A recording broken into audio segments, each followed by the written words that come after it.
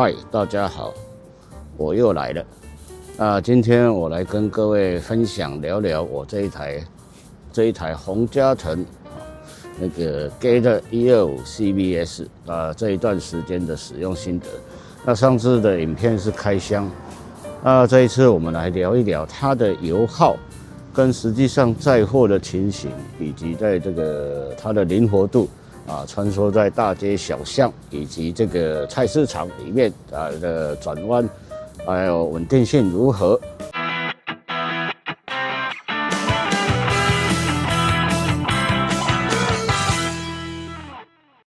聊一聊这个油耗。那目前为止有加过2次油，有一次骑的比较长途，大约是大概70公里左右。那其他的时间都是在菜市场送货或者市区送货才有骑。那平均油耗下来是每公升可以跑31公里，那跟他宣称的这个40公里以上有一点差距。那因为它目前的里程还不到300公里，约在270左右，270点多左右。所以这个油耗我想也应该是正常的。那因为市区送货关关停停，这也避免不了。那再来就是最近上次影片，很多网友有留言，那问说这一部机车没给这个老年人譬如说70、80岁的人。那因为我的年纪也50好几了至于这个到底几不方便透露，反正就快60岁了。那我自己在骑的时候，还有我们的业务员在骑是都觉得还好啦，只是说这个骑法跟普通的这个2轮的摩托车其实是一样的，那只是要注意一下这个宽度。那譬如说这个后视镜的宽度，它等于就是后轮的宽度。如果你的后视镜宽度可以过的话，那事实上后轮就可以过了。但是这是属于直线的部分。那至于转弯的部分，因为它的倾角，当然你倾角导得越大，那当然转弯的幅度就越大。那我们自己在骑的时候都是觉得说，大约在14公里、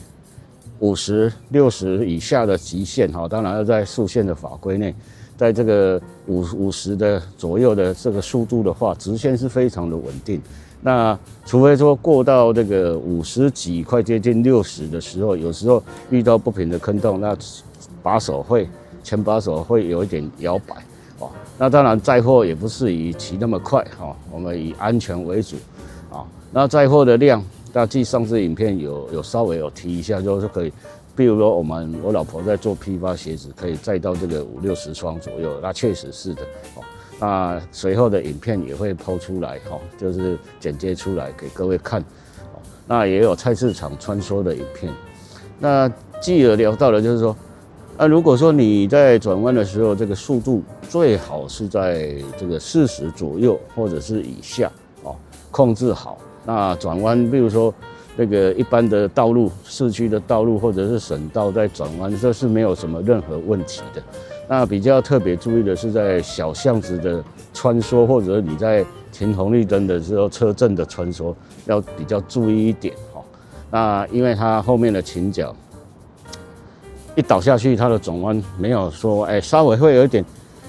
前面过了，后面还有一点感觉说是不是有一点拖住的感觉。那事实上它是反应会比较慢一点，因为它是有一个你倒下，比如说倒左边它转向后轮的转向角，因为它是固定的那它也不会倒，所以它会稍微转一个5度左右所以这个特性要拿捏的清楚一点那也要习惯。那穿梭车阵的话，比较敢骑的人当然敢骑了那也是要注意一下安全。那我自己个人是在骑的时候会稍微注意一下。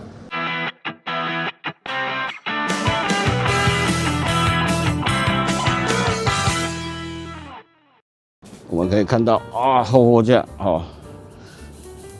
那这是原厂的货架，然后我有加长加长大约是11公分然后现在是来到的这个宽57公分左右，那长是50公分长是50公分。那载货的时候也不会突出太多也不会去遮到车牌以及后灯那也在这个后轮的中心轴法规的50公分向后突出50公分以内，这个都完全符合法规的OK。那至于它这个载货平台是有一点低，所以我们在叠货的时候，以及叠货不超过肩膀的宽度高度的时候，它大概可以叠，小一点的鞋盒大概可以叠到4层，那大一点的的鞋盒大概可以叠到3层，那都没有超过这个肩膀骑乘者肩膀的这个高度，那宽度当然也不会超过了，也不会超过这个把手的部分大家可以看看。那在前后架，其实它载一个小包包是比较适合唯一的这一部的缺点就是没有这个置物箱所以不晓得东西要放哪边，这是比较困扰的地方那总而言之言而总之，这一部确实是一个不错的这个载货机车